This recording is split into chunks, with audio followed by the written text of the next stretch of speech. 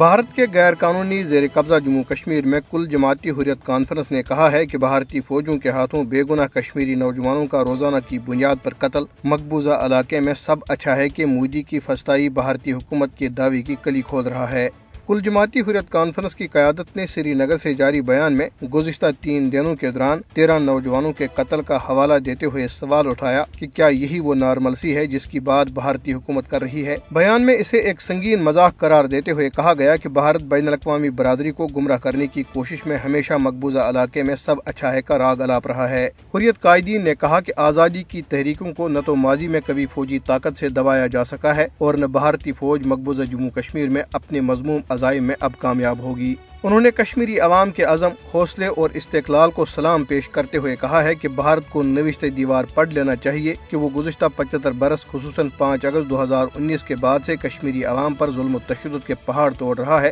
تاہم کشمیری عوام سیسا پلائی ہوئی دیوار کی مانند اپنے ناقابل تنسیق حق کی خودارادیت کے لیے بے مثال قربانیاں پیش کر رہے ہیں۔ مقبوضہ کشمیر میں اسلام آباد قصبے میں بھارتی پیراملٹری کے ایک اہلکار نے اپنے کیمپ میں سروس رائفل سے خود کو گولی مار کر خودکشی کر لی۔ اس واقعے سے جنوری 2007 سے مقبوضہ علاقے میں خودکشی کرنے والے بھارتی فوجوں اور پولیس اہلکاروں کی تعداد بڑھ کر 545 ہو گئی۔ ادھر بھارت میں ریٹائرڈ سرکاری افسران کے گروپ نے سپریم کورٹ کے چیف جسٹس این وی رمنا پر زور دیا ہے کہ وہ بلڈوزر انصاف کے تصور کے خاتمے کے لیے مداخلت کریں، کیونکہ یہ اب بھارت کی بہت سی ریاستوں میں ایک معمول بنتا جا رہا ہے۔ کانسٹیٹیوشنل کنڈکٹ گروپ کے حصے کے طور پر 90 سابق سرکاری افسران نے چیف جسٹس کے نام ایک کھلا خط لکھتے ہوئے کہا کہ سپریم کورٹ کو بی جے پی رہنماؤں کی طرف سے پیغمبر اسلام حضرت محمد صلی اللہ علیہ وسلم کے بارے میں گستاخانہ بیانات کے خلاف مظاہروں کے بعد اتر پردیش میں غیر قانونی گرفتاریوں، رہائش گاہوں کو مسمار کرنے اور مظاہرین پر پولیس تشدد کا از خود نوٹس لینا چاہیے۔